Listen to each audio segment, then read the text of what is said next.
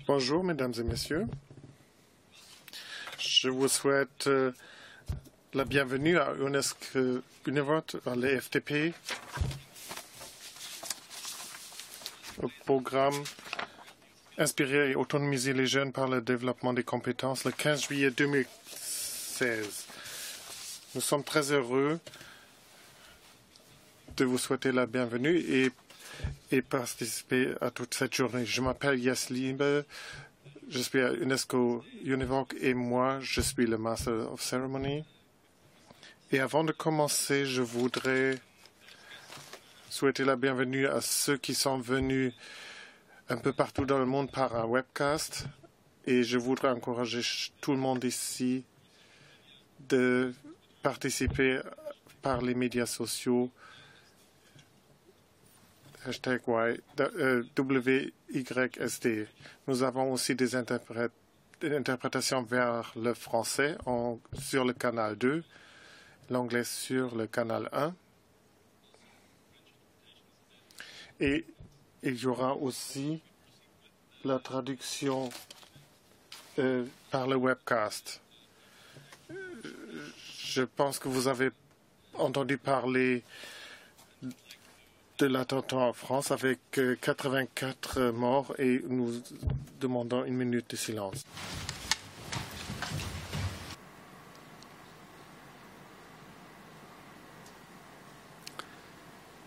Thank you very much. Merci beaucoup.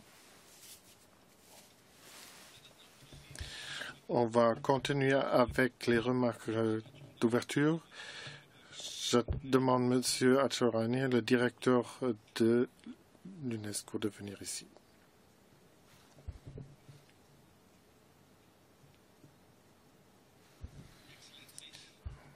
Excellences, chers invités, chers collègues, mesdames et messieurs, bonjour.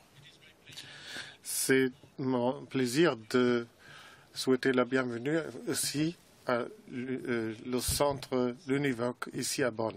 À Bonn, c'est une ville très belle et c'est un pays très bel et c'est là où on peut vraiment coopérer et c'est là où il y a 19 organisations et nous sommes en étroite coopération. Il y a les partenaires de l'Allemagne, les délégués de l'EFTP, les partenaires internationaux, les agences des Nations Unies, les ONG, les membres du groupe interagences de l'EFTP, les membres du réseau Univoc, ceux qui sont ici et ceux qui participent par le webcast. Il y a aussi des représentants des jeunes et bien sûr aussi notre partenaire WorldSkills International. Vous êtes ici et c'est une plus-value pour nous puisque nous sommes en train d'observer cette journée des compétences des jeunes et il y a la nouvelle stratégie EFTP qui va être lancée aujourd'hui. C'est une bonne occasion, c'est un grand moment pour nous. Je suis très heureux de pouvoir vous dire que c'est une journée qui se fait dans beaucoup de centres univoques un peu partout dans le monde. Et c'est là où on a cela. Donc cette journée est commémorée un peu partout dans le monde. Vous savez tous que nous sommes très fiers d'avoir un mode qui a été formé à Bonn en 2004 et c'est là où nous avons cet objectif de durable. L'éducation est la clé pour le développement et l'enseignement et la formation technique et professionnelle, c'est très important pour le développement durable. Vous avez vu, il y avait 17 objectifs ODD qui sont plus ou moins reliés à l'EFTP et il y a une relation entre les objectifs avec l'EFTP.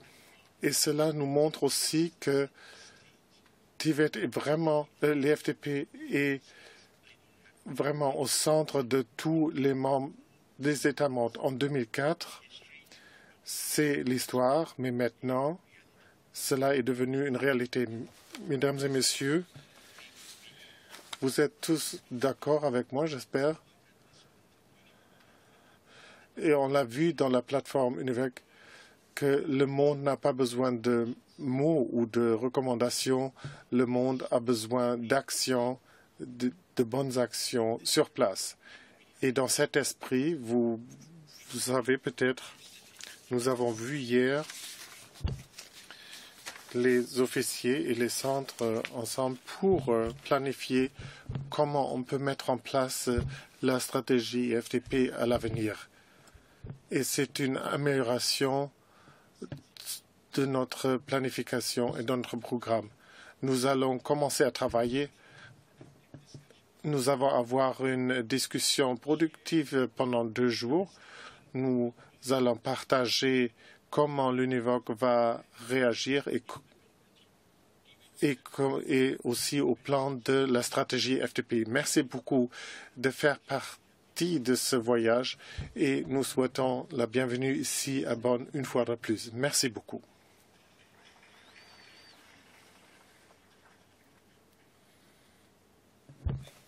Merci beaucoup, Jamal, pour ces remarques d'ouverture. Je demande M. Richard Kennedy de donner ses mots de bienvenue.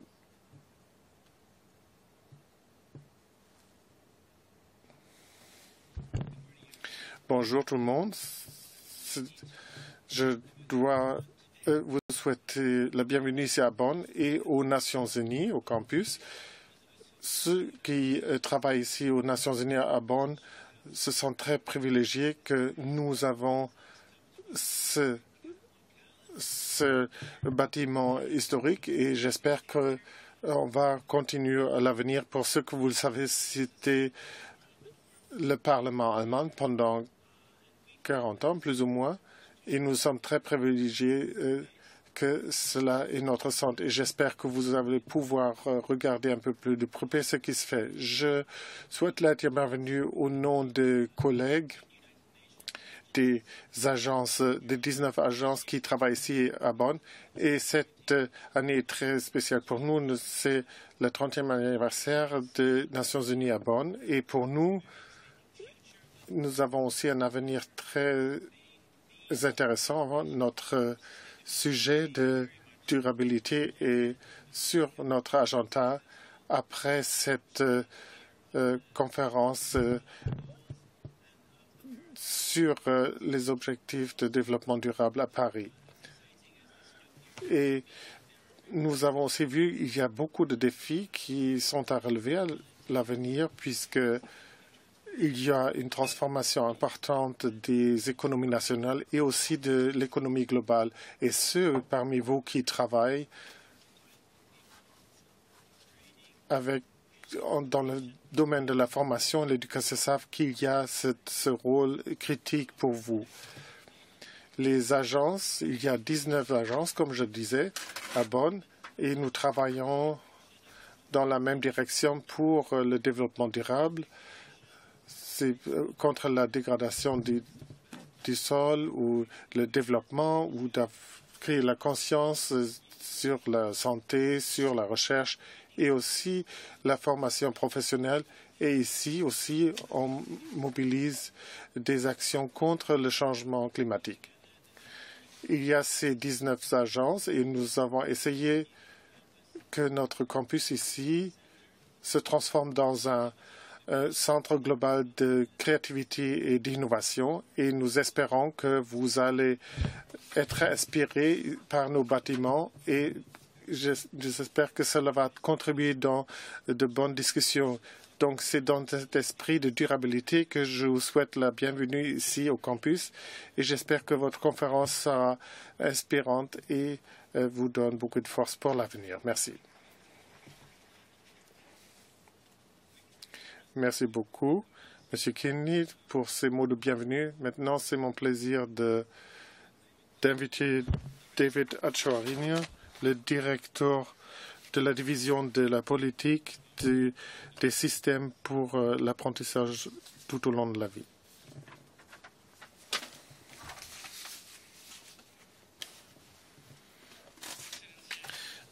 Excellences, chers invités, Mesdames et Messieurs, je voudrais vous souhaiter la bienvenue à le lancement de la stratégie EFTP ici à Bonn. Et au nom de l'UNESCO, je dois dire merci au gouvernement par le ministère de Coopération économique et développement, le ministère de l'Éducation et Recherche et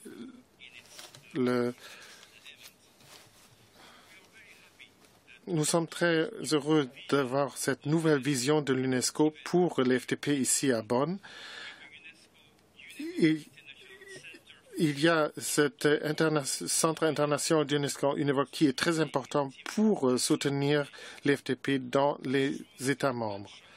Cet engagement par le gouvernement allemand offre à l'UNESCO et au centre UNEVOC beaucoup de possibilités de soutenir la transformation des systèmes FTP. Il y a des partenariats stratégiques et aussi nous avons un partenariat avec l'Allemagne et maintenant nous sommes en train de soutenir les politiques dans la réforme des systèmes FTP pour qu'ils soient une contribution au développement durable.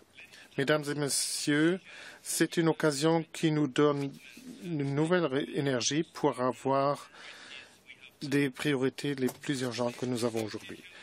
À l'occasion de la célébration de la Journée mondiale des compétences des jeunes, nous mettons notre attention sur les 73 millions qui sont sans travail.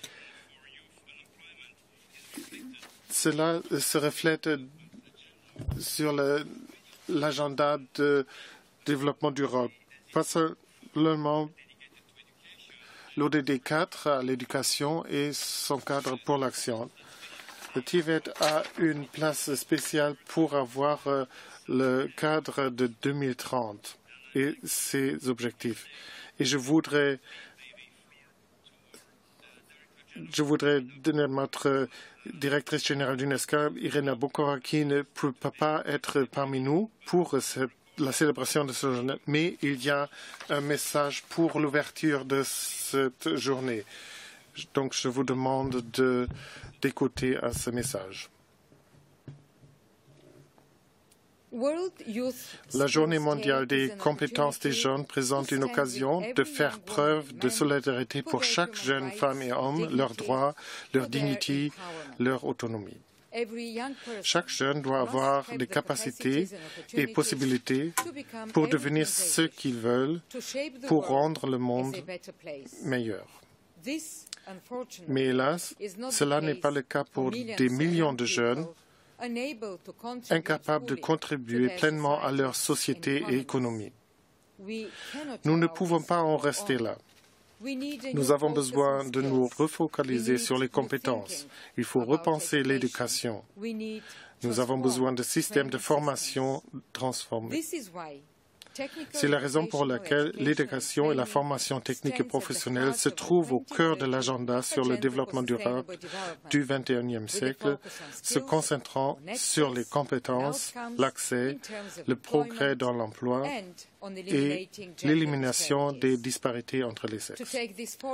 Pour progresser, l'UNESCO met en action dès aujourd'hui une nouvelle stratégie pour l'éducation et la formation technique et professionnelle pour soutenir les gouvernements d'améliorer leur système de formation pour que tous les jeunes et adultes soient équipés de compétences pour l'emploi, d'un bon travail, d'un esprit d'entreprise et l'apprentissage tout au long de leur vie. C'est dans cet esprit que je fais appel à tous les gouvernements et partenaires d'augmenter les ressources à tous les niveaux. C'est le partenariat qui nous fait avancer. Aux Nations Unies, par le groupe Interagence sur l'éducation et la formation technique et professionnelle, par le réseau UNEVOC de l'UNESCO, une plateforme globale pour l'apprentissage en pair, l'échange d'expériences et pratiques, le développement de capacités pour les animateurs et enseignants. Il s'agit d'inclusion sociale. Il s'agit de réduire la pauvreté. Il s'agit de développer des sociétés vertes, durables. Il s'agit fondamentalement de promouvoir les droits humains et la dignité. Cela est le message de l'UNESCO pour la Journée mondiale des compétences des jeunes.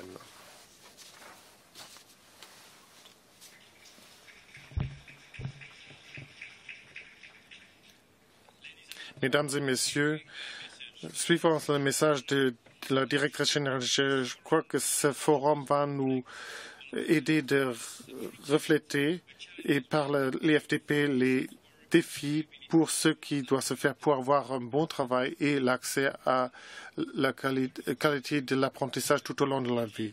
Le lancement de la stratégie IFDP montre qu'il faut mieux répondre aux aspirations des jeunes, surtout les jeunes et ceux qui sont démunis. Merci beaucoup de votre attention et je m'attends à de bonnes discussions. Merci beaucoup.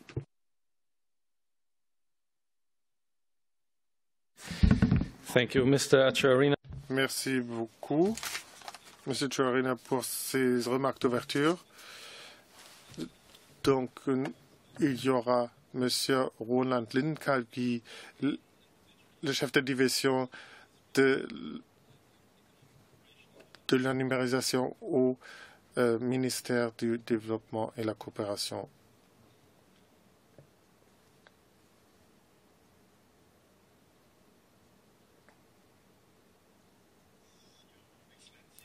Excellences, Monsieur Kinley, Monsieur Aciarina, Monsieur Jimla, chers délégués, Mesdames et Messieurs,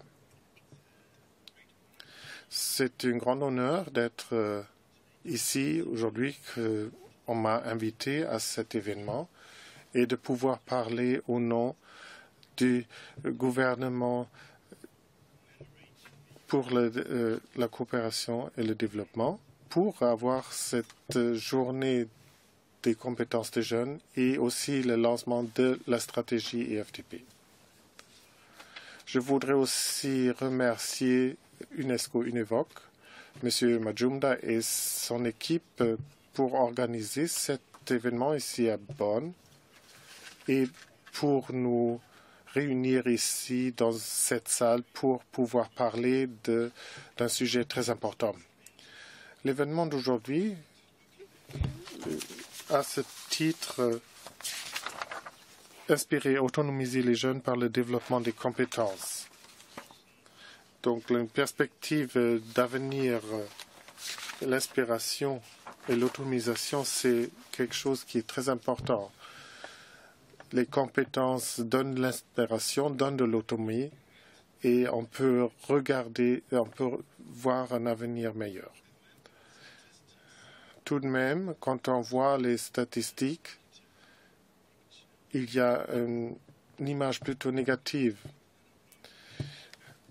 Le taux de chômage des jeunes part d'un monde de 13% et aussi les jeunes qui doivent partir de leur pays. C'est quelque chose qui est allemand. Il n'y a pas d'accès à l'éducation et cela veut dire qu'il n'y a pas d'accès à un bon travail et donc beaucoup de jeunes doivent partir de leur pays pour trouver un bon travail, de meilleures conditions de vie et par cela, il y a beaucoup de problèmes et ils n'ont plus de source de leurs revenus. C'est les jeunes. Donc, c'est la main-d'œuvre de l'avenir qui est perdue. Une grande raison pour le chômage des jeunes, c'est qu'il y a beaucoup de difficultés dans beaucoup de pays. Il y a beaucoup de pays où l'IFDP n'est pas vu comme quelque chose où on peut faire carrière. Il y a beaucoup de chômeurs par ceux qui partent de l'université, mais les FTP, c'est pour ceux qui n'ont pas pu trouver d'emploi par eux-mêmes. Au lieu de voir les FTP comme deux moyens pour arriver à cela, donc nous voulons avoir des systèmes d'éducation qui soient plus durables. Donc il faut avoir une reconnaissance du potentiel de l'EFTP pour être une réponse au chômage. Et il y a ce système d'EFTP, donc c'est là où on a les compétences pour le marché sur le travail. Donc la qualité de l'EFTP est très importante. Nous recommandons dans notre coopération de développement de consulter avec le secteur privé en développement des curriculums, des standards, et deuxième aussi, et aussi d'avoir de l'apprentissage sur place, sur le tas, et aussi que tous les acteurs se mettent ensemble pour avoir un système EFTP qui ait accès aux demandes et qui corresponde aux tendances du marché et de la dynamique du marché. Et si ces conditions sont là, donc les FTP peuvent vraiment avoir un bon potentiel. Mais comme vous le savez, en Allemagne, nous avons une histoire avec les FTP, pas seulement en ce qui concerne la coopération de développement, mais le modèle allemand de l'EFTP, je crois, est très prometteur pour montrer comment le gouvernement et le secteur privé ont des responsabilités communes par ce système EFTP. Et deuxièmement, et que cela peut aider à avoir des compétences pour faire du bon travail. Ce que nous ne promouvons pas, c'est que le système FTP peut être adapté à nos pays partenaires et très souvent, les partenaires nous le demandent. Nous ne faisons pas cela puisque le système FTP doit faire partie des conditions socio-économiques et aussi historiques. Mais nous encourageons d'adapter des éléments importants de notre système, pas le système à part entière, mais seulement les éléments clés. Par exemple,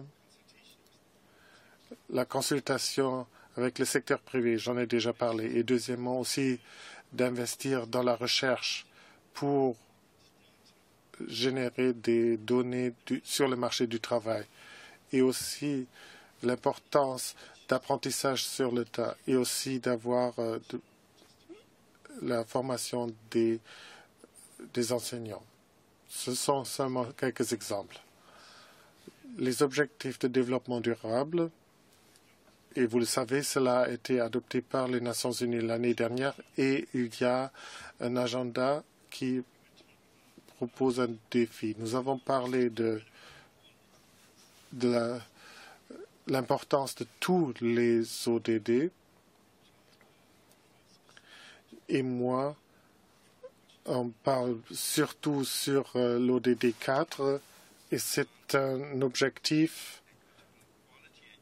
qui demande vraiment d'avoir garantir une éducation inclusive et de qualité et de promouvoir l'apprentissage tout au long de la vie. Pour arriver à cet objectif, il faut investir dans les FTP pour y arriver.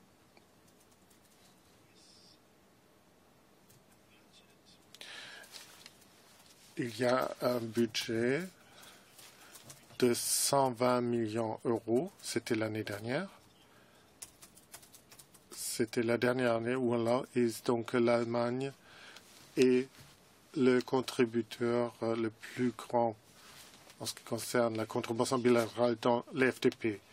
2015, on a adopté les ODD, mais aussi, il y a aussi un déplacement forcé. C'est le plus grand nombre qui a été enregistré.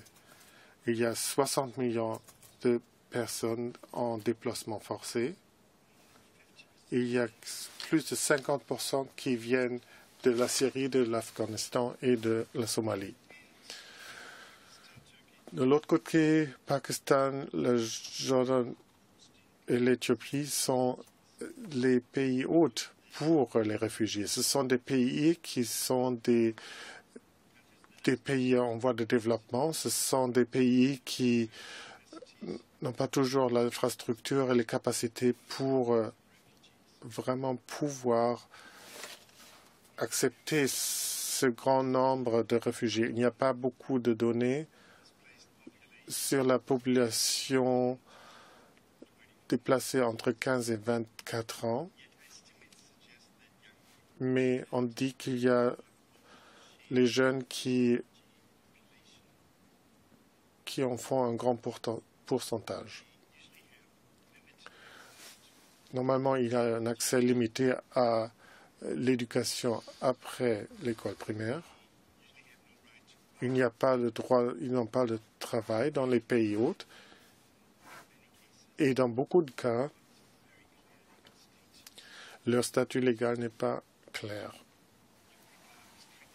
Il y a des jeunes qui ne peuvent pas poursuivre leur carrière désirée. Les déplacements les forcent de partir du système éducatif et ils travaillent pour pouvoir soutenir la famille. Donc, ils sont très prônes au travail informel et à l'exploitation. Il y a des jeunes qui ont des habilités, des capacités de vraiment adopter à ces conditions avec beaucoup de défis. Bien sûr, il y a les besoins primaires, mais les jeunes déplacés veulent continuer avec leur éducation. Et pour répondre à la crise des réfugiés, nous avons augmenté beaucoup de nos programmes au Moyen-Orient, en Afrique, et nous avons donné l'assistance humanitaire, mais par les FTP et un bon travail sont très importants pour ceux qui ont été déplacés par la force. Donc les FTP peuvent promouvoir le travail et cela peut donner de l'autonomie, on a déjà parlé, et cela donne de la confiance. Et donc on n'est pas seulement ceux qui reçoivent de l'aide externe. Je vais vous donner un bref exemple. En Jordanie, nous formons des réfugiés syriens et jordaniens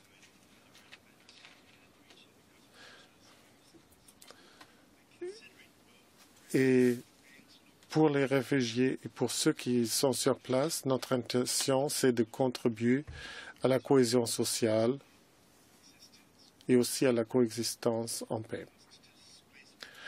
Le déplacement forcé va être très important sur l'agenda politique dans les années à venir. Et quand tout est par l'éducation est très important, c'est quelque chose que vous pouvez emmener. Mesdames et messieurs, le ministère et l'UNIVOC sont liés pendant de nombreuses années par un partenariat. Nous sommes de même avis que l'FTP est beaucoup plus que simplement avoir des compétences pour trouver un travail. C'est quelque chose pour autonomiser les jeunes. Et c'est cette compréhension mutuelle qui est à la base de notre coopération et cela nous unifie. Les compétences donnent aux jeunes la confiance et la pour arriver à ce qu'ils veulent. Les compétences ne sont pas liées à un certain lieu. On peut avoir un bon travail. Nous voyons qu'il y a un bon potentiel à l'FTP pour être une réponse au chômage des jeunes et son image va être promue. Et l'ODD 4, c'est notre article de référence et l'UNEVOC va continuer à s'engager à l'éducation inclusive et de qualité et promouvoir l'apprentissage tout au long de la vie. La stratégie UNESCO IFTP nous montre la voie et je suis très heureux que ça a été fait. Je me réjouis du programme d'aujourd'hui, à vos contributions que vous allez apporter. Et dans cet esprit,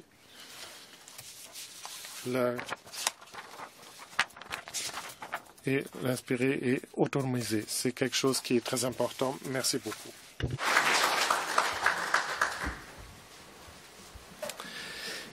Thank you very much, Mr. Lindenthal, for inaugurating our session. So, with that, we have completed the opening program, and I would like to thank also the previous speakers for their welcoming words and the opening remarks, which frame very well the activities of our day and what we're going to develop from there on. So thank you very much. Let's give them a hand of applause. Thank you.